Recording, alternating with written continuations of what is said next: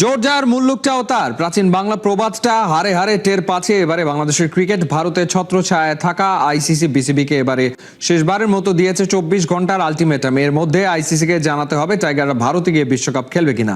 যদি খেলে তাহলে তো কথাই নেই, আর আগের সিদ্ধান্ত অনুযায়ী বিসিবির উত্তর না হলে বাংলাদেশের বিকল্প দলকে সুযোগ দেবে ইন্টারন্যাশনাল ক্রিকেট কাউন্সিল। খালিদ জামিলের রিপোর্ট। এটাই শেষবার বাংলাদেশের বিশ্বকাপ ভেন্যু ইস্যুতে গণমাধ্যমের কাছে আর কোনো প্রেস রিলিজ আসবে না আইসিসির। ওদের বোর্ড সভা শেষে জানিয়ে দেয়া হয়েছে ভারত থেকে সরছে না বাংলাদেশের ভেন্যু। সেখানেই তারা গ্রুপ পর্বের ম্যাচগুলো খেলতে রাজি আছে কিনা আগামী 24 ঘন্টার মধ্যে সেটা ভেবে দেখার সুযোগ থাকছে। আর যদি বিসিবি তার আগের অবস্থানেই অর্থাৎ ভারতে যেতে রাজি না হয়, তবে এবারের আসরে টাইগারদের বিকল্প হিসেবে অন্য কোনো দলকে রিপ্লেস করা হবে। আইসিসি তাদের মিডিয়া রিলিজে বাংলাদেশের জায়গায় কাকে খেলানো হতে পারে এবারের বিশ্বকাপে সেটা পরিষ্কার করেনি, তবে কোয়ালিফাই করতে না পারা এবং র্যাঙ্কিংয়ে এগিয়ে থাকা স্কটল্যান্ডের ভাগ্য খুলে যাওয়ার সম্ভাবনাই সবচেয়ে বেশি। ভারতে বাংলাদেশ দল এবং তাদের ক্রিকেট ফ্যানরা নিরাপদ নয় এমন যুক্তি ও প্রমাণ তুলে ধরে আইসিসিকে তাদের ম্যাচগুলো শ্রীলঙ্কায় সরিয়ে নেয়ার অনুরোধ করে আসছিল বাংলাদেশ ক্রিকেট বোর্ড, যে সংস্থার ছায়াসঙ্গী হিসেবে সবসময় ছিল বাংলাদেশ সরকারও।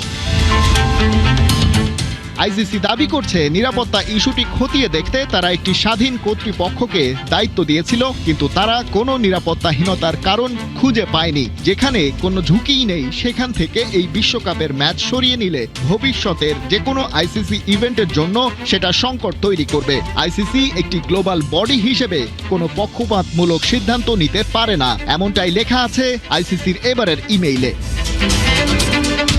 ক্রিকেট বিষয়ক ওয়েবসাইট ESPN জানিয়েছে বাংলাদেশের পক্ষ থেকে বিসিবি প্রেসিডেন্ট আমিনুল ইসলাম বুলবুল সহ এই সভায় ছিলেন ফুল মেম্বার বোর্ড প্রধানরা। ভার্চুয়াল এই সভায় আইসিসির চেয়ারম্যান জয় শাহ সহ অন্যান্য হাই অফিসিয়ালরাও অংশ নিয়েছেন। এই বোর্ড মেম্বারদের বেশিরভাগই মত দিয়েছেন বাংলাদেশের ভেন্যু পরিবর্তন না করাই উত্তম। বিসিবি যদি রাজি না হয় তবে বিকল্প কাউকে সেই সুযোগ দেয়াই যেতে পারে। ভারত যে অনিরাপদ সেটার যুক্তি ও প্রমাণ দেখানোর পরেও কেন বেশিরভাগ দেশের বোর্ড মেম্বার বাংলাদেশের পক্ষে ভোট দিলেন না, তার উত্তরটা ভাবতে হবে অন্যভাবে। ভারতীয়রা মুস্তাফিজকে আইপিএল থেকে ছুড়ে ফেলে দিল। আইসিসি এবার বিসিবিকে আলটিমেটাম দিল, ভারতের মাটিতে বিশ্বকাপ না খেলে টানা 2 মাস শুয়ে বসেই কাটাতে হবে লিটন তাসকিনদের। কারণ বিশ্বকাপের পাশাপাশি ঢাকা প্রিমিয়ার লিগ নিয়েও বড় জটিলতায় আছে ক্রিকেট বোর্ডের বর্তমান কমিটি। সাইফুল রুবকের রিপোর্ট। তবে কি উগান্ডার সাথেই সিরিজ খেলতে হবে লিটনদের? তাছাড়া কি কোনো উপায় নেই?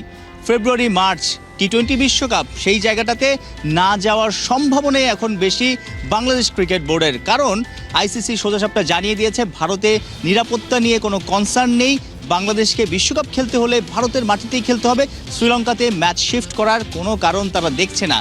ভোটাভুটি হয়েছে সেই জায়গাতে, বাংলাদেশ সেই ভোটে বলাই যায় যে হেরে গেছে, অর্থাৎ তাদের দাবি যেই সেই দাবিটা আইসিসি জয় সাহারা মানল না। তাহলে ফেব্রুয়ারি মার্চে যদি বিশ্বকাপে নাই যায়, আইসিসি যে 24 ঘন্টার আলটিমেটাম দিয়েছে সেই আলটিমেটাম শেষে বাংলাদেশ ক্রিকেট বোর্ড সরকারের সাথে কথা বলে যদি জানিয়ে দেয় যে তারা ভারতের মাটিতে বিশ্বকাপ খেলবে না, তাহলে স্কটল্যান্ড চলে আসবে। কিন্তু বাংলাদেশ সেই সময়টাতে, বাংলাদেশের টাইগাররা ফেব্রুয়ারি মার্চ সেই সময়টাতে কি করবে?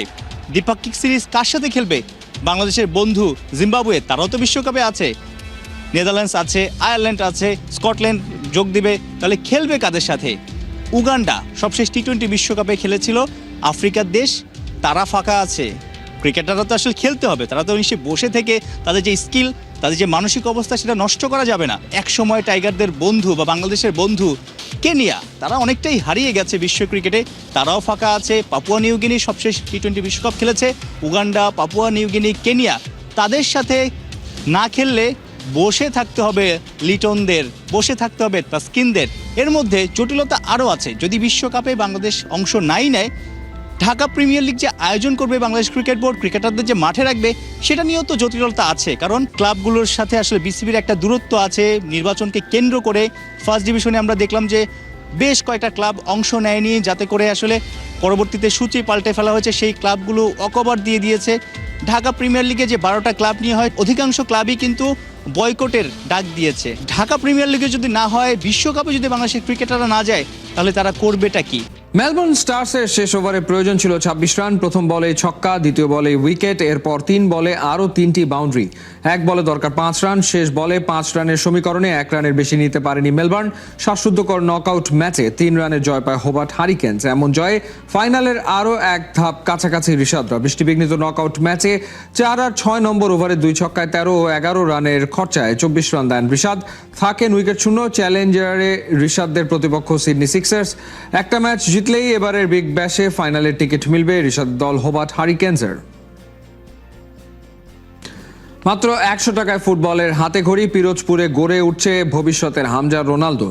মোবাইলের স্ক্রিন ছেড়ে সবুজ মাঠে ফিরছে শিশুরা, আর তাদের স্বপ্নের দায়িত্ব কাঁধে নিচ্ছে স্থানীয় তরুণরাই।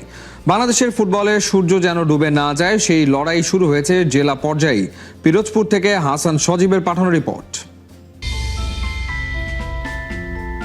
এই চোখগুলো শুধু তাকিয়ে নেই, এই চোখগুলো স্বপ্ন দেখে লাল সবুজের জার্সি, দেশের পতাকা, আর একদিন বড় ফুটবলার হওয়ার সাহস এই চাহনিতে লুকিয়ে আছে।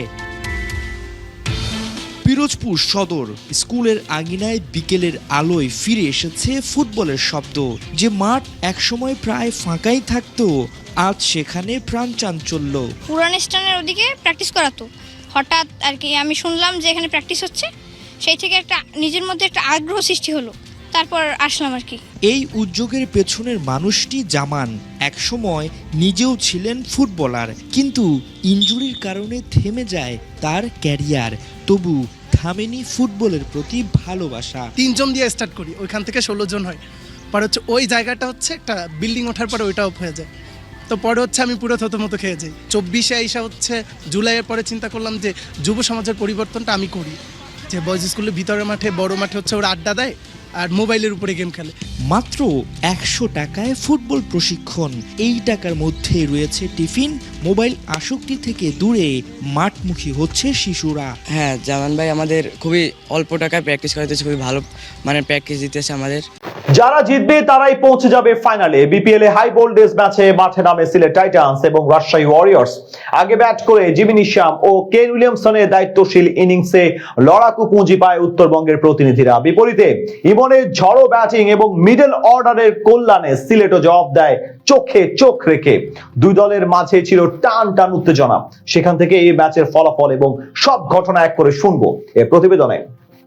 2026 বিপিএল এর দ্বিতীয় কোয়ালিফায়ার। একদিকে গতকাল সিলেট টাইটান্স রংপুরকে হারিয়ে এসেছিল সেমিফাইনালে, অন্যদিকে রাজশাহী হারে চট্টগ্রামের কাছে। এদিন রাজশাহী ওয়ারিয়র্সের জার্সি গায়ে বিপিএল এ অভিষেক হয় কেন উইলিয়ামসনের। মহা গুরুত্বপূর্ণ ম্যাচে টস জিতে আগে বল করার সিদ্ধান্ত নেন সিলেটের অধিনায়ক মেহেদী হাসান মিরাজ। বিপরীতে আগে ব্যাট করতে নেমে শুরু থেকেই আক্রমণাত্মক ছিলেন প্রতিপক্ষ দুই ওপেনার সাহিবজাদা ফারহান এবং তানজিদ তামিম। ইনিংসের প্রথম 2 ওভারে তোলেন 26 রান। দারুণ খেলতে থাকা সাহিবজাদা ফারহান অবশ্য মাঝে খানিকটা ঝিমিয়ে পড়েন। চতুর্থ ওভারে সালমান ইরশাদের বলে আফিফের হাতে ক্যাচ দিয়ে 26 রান করে বিদায় নেন এই ওপেনার। এদিকে সঙ্গী হারিয়ে যেন আরো বেশি আক্রমণাত্মক হয়ে ওঠেন তামিম। ষষ্ঠ ওভারে মঈন আলীকে 3টি ছক্কা মারেন এই বামহাতি। পাওয়ার প্লে শেষে 61 রান জমা পড়ে রাজশাহীর স্কোরবোর্ডে। দারুণ খেলতে থাকা তানজিদ তামিমকে ফিরিয়ে দলে স্বস্তি আনেন নাসুম আহমেদ। তার বলে বিদায় নেওয়ার আগে এই ব্যাটার করেন 15 বলে 32 রান। এরপর নাজমুল হোসেন শান্ত ও কেন উইলিয়ামসন মিলে থিতু হওয়ার চেষ্টা করেন, কিন্তু দশম ওভারে বল করতে এসে রাজশাহী শিবিরে জোড়া আঘাত হানেন মেহেদী হাসান মিরাজ। তার বলে বিদায় নেন নাজমুল হোসেন শান্ত এবং মুশফিকুর রহিম। বেশিক্ষণ টিকতে পারেননি একাদশে ফেরা মেহরুব হোসাইন। দলের বিপর্যয়ে হাল ধরেন দুই কিউই ক্রিকেটার জিমি নিশাম ও কেন উইলিয়ামসন। দুজন মিলে প্রথমে ধীরে ধীরে খেললেও সময়ের সাথে সাথে হাত খুলে খেলতে থাকেন। তাদের ব্যাটে ভর করে বেশ ভালোভাবে আগাতে থাকে রাজশাহীর রানের চাকা। 15তম ওভারে ক্রিস ওকস এসে দিয়ে যান 12 রান। 19তম ওভারে 26 বলে 44 রানের মূল্যবান ইনিংস খেলে বিদায় নেন নিশাম। তবে শেষ পর্যন্ত টিকে থেকে নিজে 45 রানের ইনিংস খেলার পাশাপাশি দলকে 165 রানের পুঁজি এনে দেন কেন উইলিয়ামসন। বল হাতে 3 উইকেট নেন সালমান ইরশাদ। জবাব দিতে নেমে শুরুতেই চাপে পড়ে যায় সিলেট টাইটান্স। একাদশে ফিরলেও গুরুত্বপূর্ণ ম্যাচে সুযোগ কাজে লাগাতে পারেননি জাকির হাসান। বিনুরা ফার্নান্দোর বলে কোনো রান করার আগেই পেভিলিয়নে ফিরে যান এই ব্যাটার। বেশিক্ষণ টিকতে পারেননি তরুণ আরিফুল ইসলাম। বিনুরার দ্বিতীয় শিকার বনে তিনিও ফিরে যান সাজঘরে। পরপর 2 উইকেট হারানোর ধাক্কা সামলে দারুণভাবে খেলতে থাকেন ওপেনার পারভেজ হোসেন ইমন এবং স্যাম বিলিংস। পঞ্চম ওভারে রুবেলের উপর চড়াও হন ইমন। 2-4 ও 1 ছক্কার সাহায্যে সেই ওভারে আনেন 16 রান। পাওয়ার প্লেতে সিলেটের স্কোরবোর্ডে জমা পড়ে 37 রান। সপ্তম ওভারে দুই ব্যাটার মিলে জোড়া ছক্কা হাঁকান মেহরুবকে। এরপর কিছু সময়ের জন্য থমকে যায় তাদের রানের গতি। তাদের সেই জুটি ভাঙে রান আউটে। 11তম ওভারে জিমি নিশামের বলে দৌড়িয়ে ডাবল নিতে গিয়ে রান আউট হন অর্ধশতক থেকে মাত্র 2 রান দূরে থাকা ইমন। শেষ 9 ওভারে 83 রান প্রয়োজন ছিল সিলেট টাইটান্সের। সেখান থেকে একের পর এক ডট বল খেলে নিজ দলের জন্য প্রেসার বাড়িয়ে বিদায় নেন আফিফ হোসেন এবং মেহেদী হাসান মিরাজ। এরপর ক্রিস ওকস আশা দেখালেও আর কিছুই করতে পারেননি, অর্থাৎ হেরে যায় সিলেট টাইটান্স আর জিতে ফাইনালে চলে যায় রাজশাহী ওয়ারিয়র্স।